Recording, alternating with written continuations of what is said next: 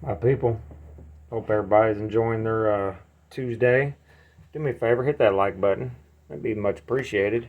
Also, check out DNKKnives.com. Great company, great people. And if you purchase something from there, you can use this coupon code Behind the Edge 10 to get yourself 10% off. They're updating the website. They're getting more brands and models in, and they're also now accepting Sezzle. So if you're making poor financial choices, that makes it a little easier on you.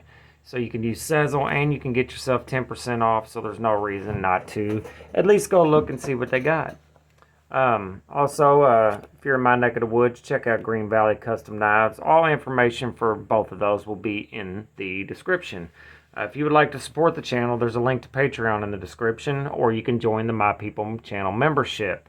Both of which 100% of the money goes to Knives for content and for giveaways. I'm doing a Patreon giveaway at this moment. This is the last chance. I will end it tomorrow at 9 p.m. So if you're interested in that, now's the time to jump on that.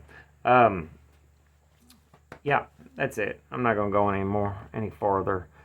Today we're going to talk about what I believe to be a new company, because I've never heard of it. Called Bastards Knives, and from what I can gather, they are this Diseño Español stands for Spanish designer, and then these words here that I'm not even going to try to read says living on the edge.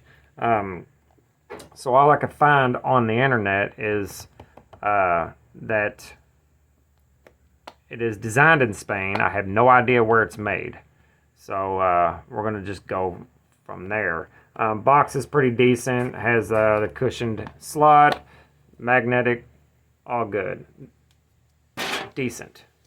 So what we have is the Utopia. This is a button lock, carbon fiber, titanium frame, M390 blade.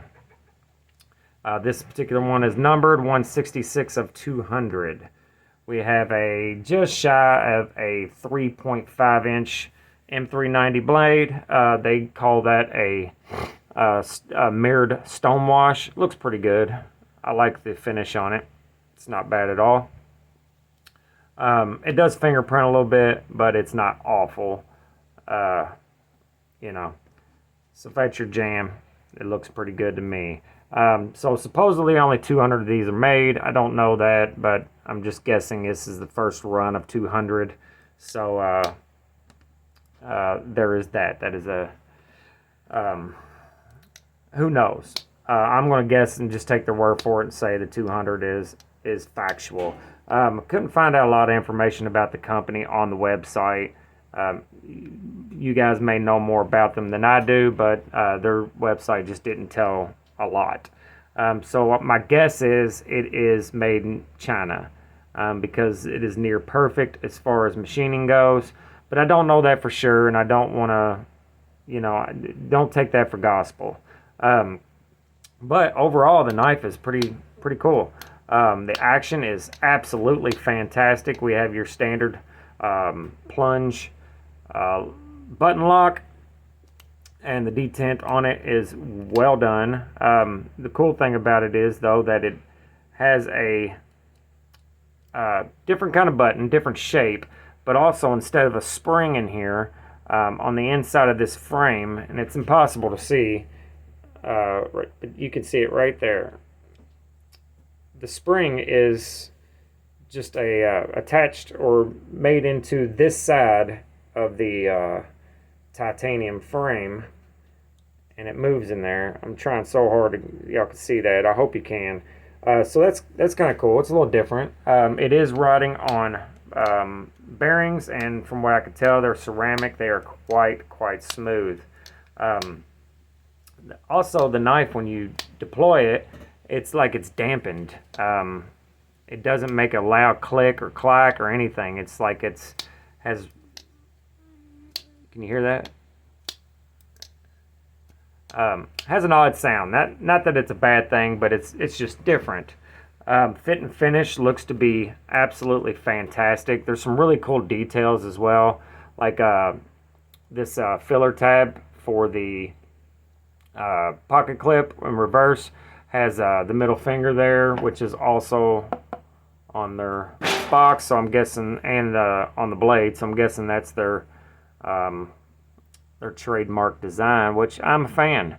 We have a titanium bent clip that is also inset with flathead screws. Also excellent. Says the name Bastard's Knives here on the spine, and that's about it. There's not a lot of other markings, blade steel, and the numbering. It is not milled out in any way. It says on the website it's 4.4 ounces. Let's check that, because it feels heavier than that to me, but I don't know that for sure, so we're going to find out. Let's see. Hold on. Let me zero that out, because something happened there.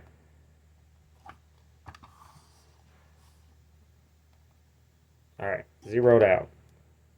4.7 ounces. Okay, so who knows if their scale or my scale, which one's right, but it felt heavier a little bit, but that's not a lot of difference there. Materials are absolutely fantastic. I like the carbon fiber. It is the older style carbon fiber, but it is done very well. I don't see any voids, and I prefer this over the fancy fat carbon and stuff myself, but fat carbon is what everybody's new girlfriend is. So the handle has a weird shape, kind of a almost pistol grip, but it feels extremely comfortable in hand. There is no choil. This knife would have been excellent with a forward choil, but it still feels pretty good.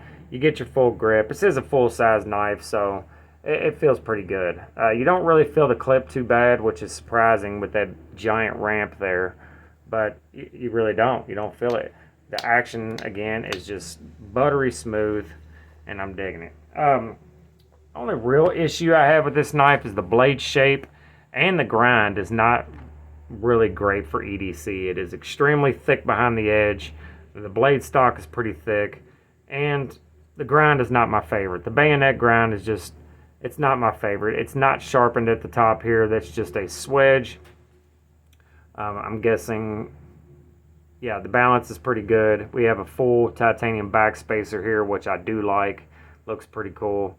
But you will get some debris in there if you are if you use this for work and you work in a dirty area like I do, which this wouldn't be a great work knife in my opinion anyway. It did not come very sharp.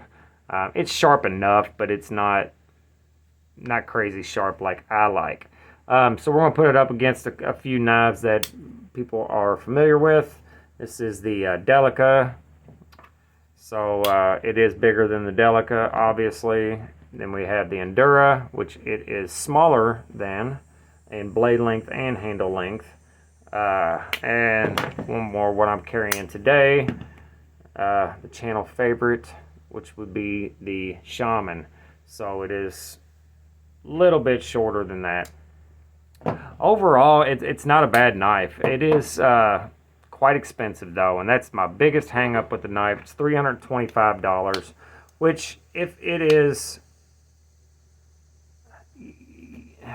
it's not made in China, that's a fantastic price. If it's made in China, then that's just an inflated price, kind of like we and some other brands, in my opinion, that are just a little bit overpriced for where it's coming from. But the materials are there. The blade steel is there. Everything's there. It's just, I don't know. I think they could do it for cheaper. That's just my opinion. Let me know in the comments if you have any experience with this knife or what you think about it. I'm going to give it like a 6 out of 10. It's okay. It's not the greatest, but it is sharp looking. Looks great. The action is just absolutely glassy. It feels great. But, you know, it's not the greatest thing since sliced bread. This knife is available at DNK if you're interested, and you can get your 10% off if you get it. And you can use Sezzle. So be nice and affordable for you. That's all I got for you guys. Make sure you're good to each other and love each other. And remember, life is short, so don't be an asshole. Later.